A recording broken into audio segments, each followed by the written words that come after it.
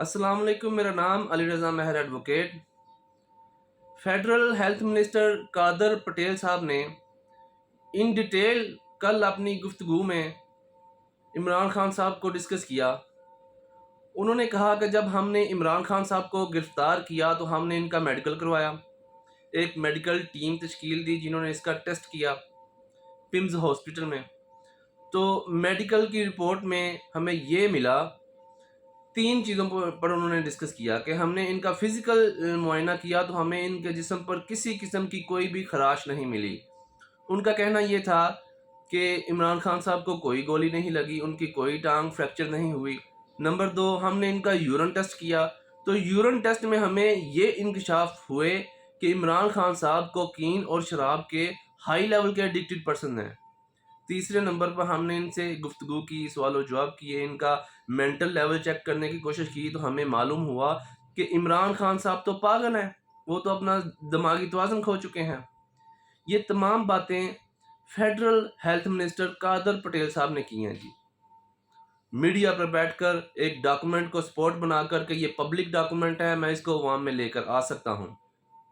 उन्होंने मजीद ये भी कहा कि जब इमरान खान साहब प्राइम मिनिस्टर थे तो मैंने कई बार कहा कि इमरान खान साहब अपना दिमागी तवाज़ुन खो चुके हैं, इनको किसी म्यूज़ियम में रखा जाए, इनसे अच्छी कोई भी चीज़ नहीं है म्यूज़ियम में रखने के लिए। तो ये बातें उन्होंने एक साबिक़ वज़ीर आज़म इमरान खान के बारे में कहीं, जो इस मुल्क का साबिक़ वज़ीर आज़म था।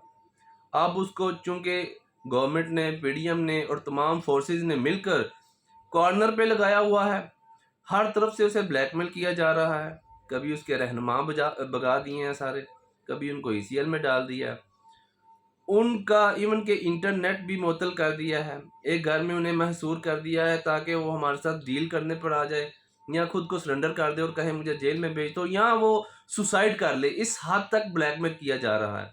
ये तमाम चीज़ें ह्यूमन राइट्स के ख़िलाफ़ हैं। आप किसी को इतना तज़लील नहीं कर सकते।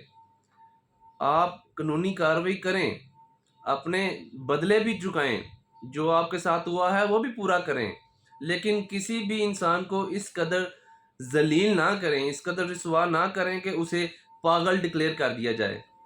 जब गवर्नमेंट आपकी हो, पुलिस आपकी हो, मेडिकल टीम आपकी हो, बंदा आपकी हिरासत में हो, तो इस तरह की मेडिकल रिपोर्ट्स बन ही जाती हैं। इसमें कोई अमल माने नहीं है कि आप जैसा चाहें वैसा आप कर सकें।